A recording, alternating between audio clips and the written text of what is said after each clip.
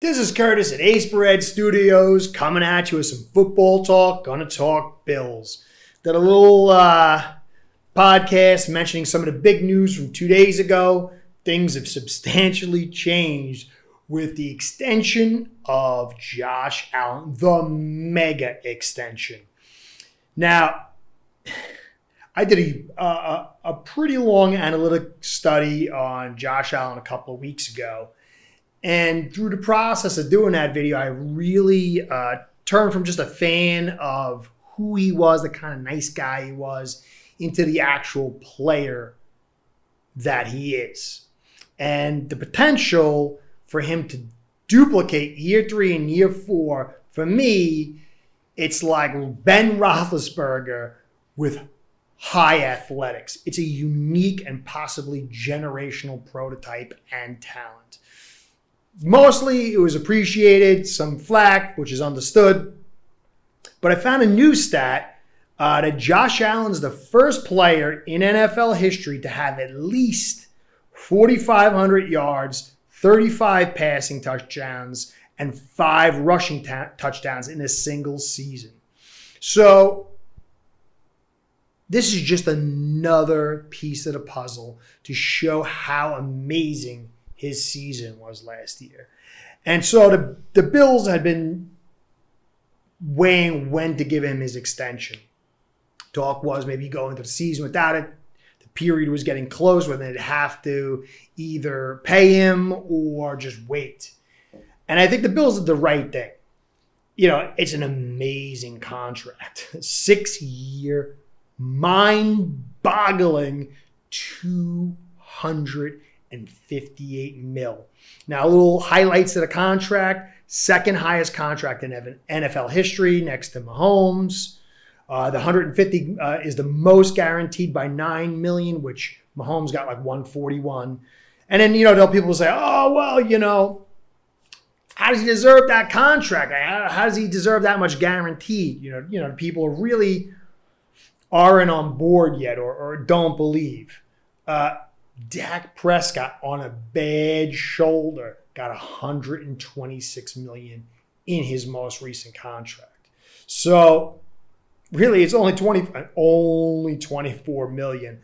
But the fact that Dak got that much, it's not beyond, even if you're not really a big fan of Allen, it's not beyond the realm of possibility to give him $150 million. Now, it was the most signing bonus at the signing of $100 million, but again, Dak had $95 million. So if you can give Dak $95 million, you certainly can give Allen $100. And the kid, as I've said before, for maybe the fans, I'm a Dolphins fan. It's all over here. For me, I view football players as artists. And what they do on Sunday is their art. So if you see a good artist and you see a good piece of art, you just look at it and appreciate it. I don't care if it's my team or it's some other team. And for me, Josh Allen, watching him over the last couple of years and then really digging into some of his tape after I started taking notice of the statistics, I became a fan of that artist and that artwork. So this is a great thing for Bills fans. There's a whole talk about possibly, the Bills are going to move to Austin, Texas, which is insane. I mean, I think it's ridiculous. So there's all that hanging over this wonderful season. But the great news is this kid's locked up as a Bill for 6 years, and he's earned it and deserved it. Now, the flip side of that is, we all know the Spider-Man saying, with great power comes great responsibility. That period of it's cute what you're doing and this is nice is now out the door. Josh Allen must produce. The fact that his contract is going to absorb a vast portion of the Bills' cap demands him to be elite and the Buffalo Bills regime to spend and to draft wisely. So this is not a knock in any way. So Stephon Diggs got paid. Deion Dawkins got paid. Tre'Davious White got paid. And the talk is, will Tremaine Edmonds get paid? Now, I'm going by what I've seen and going by what I see as his stats, whether it's PFF or his just basic accrued stats of production. And I don't see him being someone to get re-signed unless there's an amazing season this year or he gets a very huge discount.